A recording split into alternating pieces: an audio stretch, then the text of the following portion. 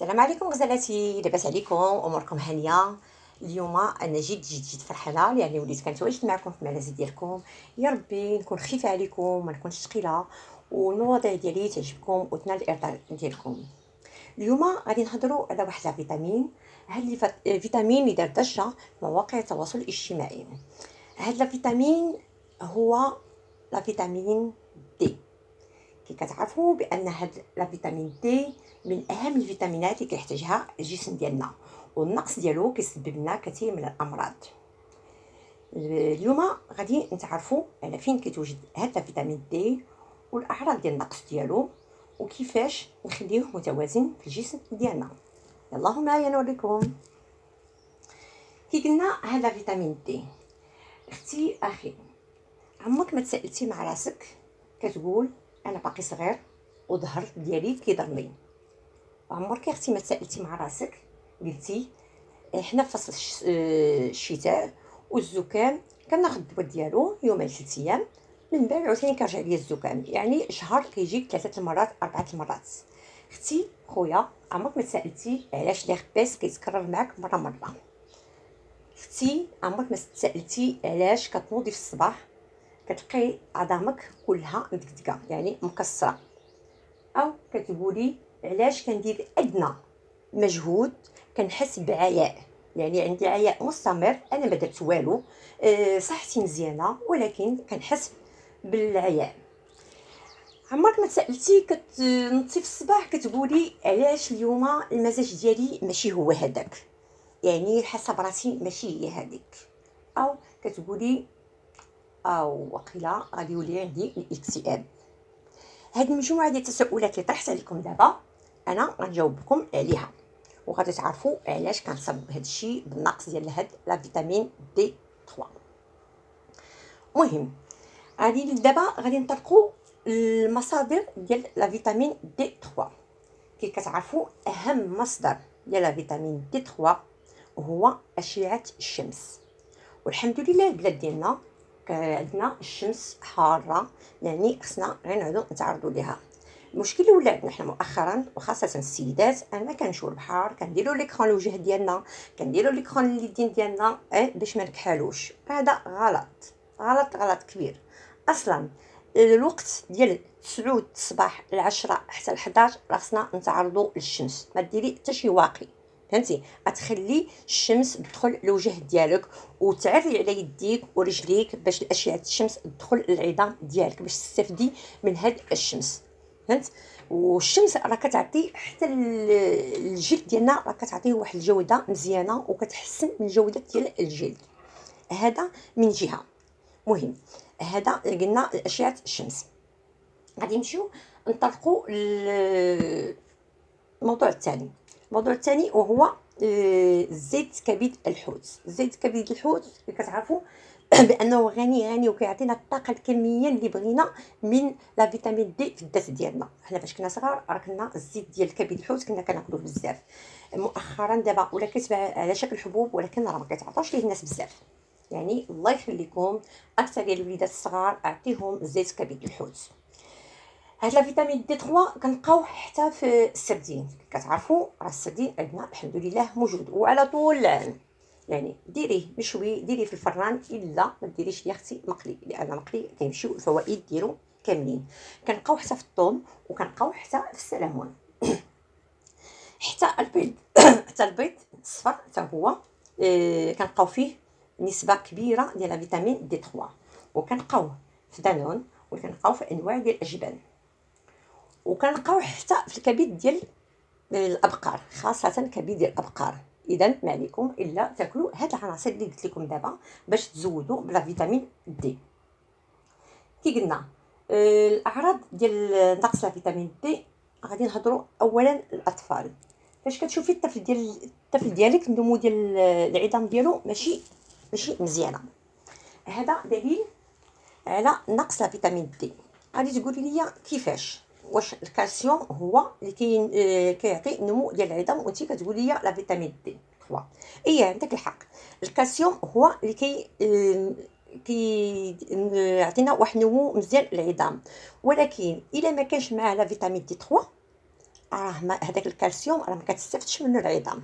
يعني لا فيتامين دي 3 هي كتثبت لنا هذا الكالسيوم في العظام.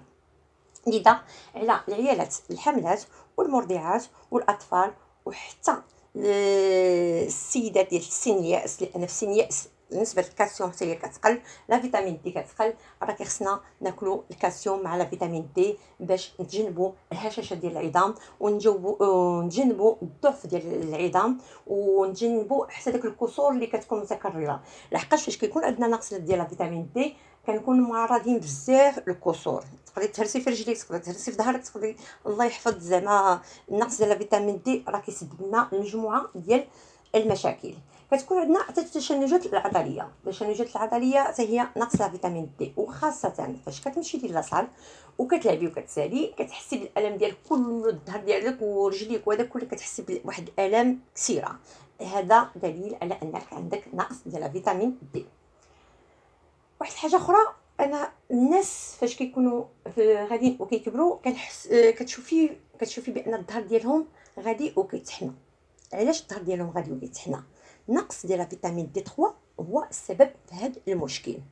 يعني فاش نكونوا غاديين وكنكبروا في السن ديالنا راه كيخصنا نهتموا بهذا فيتامين دي ونتعرضوا كي قلنا لاشعه الشمس باش ما نوقعوش في هذا الانحناء ديال الظهر. كي قلنا الهشاشه ديال العظام عندها علاقه بنقص ديال لا فيتامين دي. نقص ديال لا فيتامين دي كي قلنا في الاول كيصيبك بالاكتئاب. كيفاش؟ علاش كيصيبك بالاكتئاب؟ ها نتوما فصل الصيف فاش كيمشيو الناس للبحر كتشوفوهم ضاحكين لاعبين، الوجه ديالهم زوين، ما عندوش اكتئاب ما والو، لان الاكتئاب عنده علاقه وطيده بلا فيتامين دي 3. فاش كتحسي براسك انك باغا تدخلي البيت وتسدي عليك وما تهضري مع حد وما تكلمي حد وما حامياش حتى راسك، اختي ما عليك الا تخرجي لاشعه الشمس الصباح بكري، سيري شي البحر ولا غادي سيري حدا شي جرده وديري شويه التمارين الرياضيه وخدي لك ديك الشمس، وغادي تشوفي المزاج ديالك وغادي تشوفي هذا الاكتئاب غادي يتحيد. راه 60% ديال الناس اللي مصابين بالاكتئاب نتيجه نقص فيتامين دي 3. عندنا عاوتاني تراكم الدهون. تراكم الدهون علاش؟ تراكم الدهون وعدم نقص في الوزن نتيجه نقص الفيتامين دي 3. غنقول كيفاش. فاش كديري الريجيم شنو كديري؟ كتمشي كتحيدي جميع الدهون، فهمت؟ كتحيدي جميع ديال الدهون، وهاد الدهون راه هما اللي فيهم لا فيتامين دي 3. فاش كتحيديهم كتنقص لك لا فيتامين دي 3. فاش كتنقص لك هاد لا فيتامين دي 3 واخا كديري داك الريجيم القاصح اللي كنقولوا راه ما كتنزليش من الوزن ديالك، لان لا فيتامين دي كيبغي الدهون، كيبغي الزيت العود، كيبغي الزيت البلديه، كيبغي الزيت اركان، كيبغي لافوكا، كيبغي باش هو ينتج لنا هاد لا فيتامين دي ويتمص لنا مزيان. هذا من جهه. التعب السريع، التعب يعني كتنوضي كديري شي حاجه خفيفه كتقولي لا صافي راني عييت ما قاده ندير والو، اختي ما عليك الا بلا فيتامين دي 3. الارق حتى هو نقص ديال لا فيتامين دي 3. شوفوا شحال ديال الحوايج كيسببوا لنا هاد لا فيتامين دي 3، وحنا الحمد لله راه عندنا اشعه الشمس وما كنستافدوش منها مع كامل الاسف.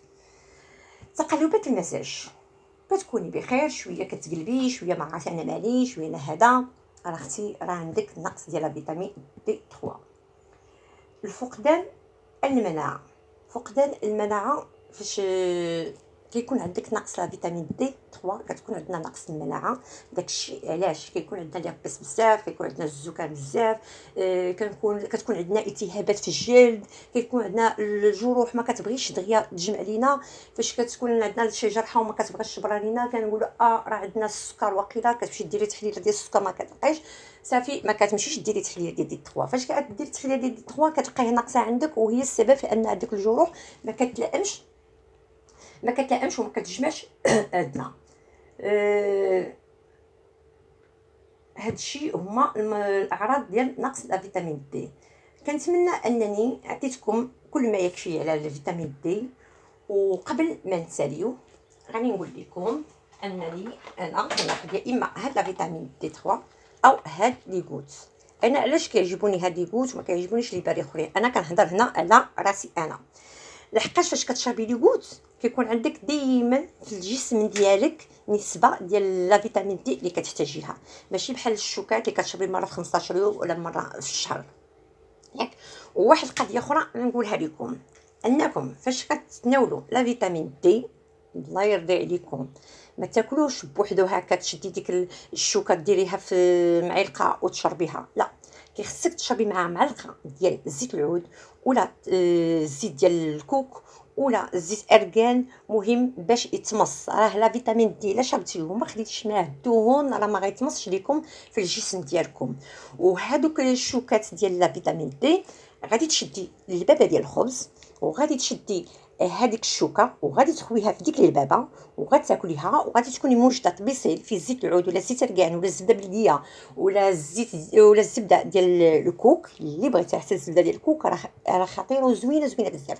وغادي تاكلي ليا يعني تغمسي كي غنقولوا بهذه الطريقه، وغادي تاكلي داك الزيت العود مزيان او داك الاركان او المهم داكشي اللي ذكرت لك باش تستافدي مزيان بالنسبه ديال لا فيتامين دي 3.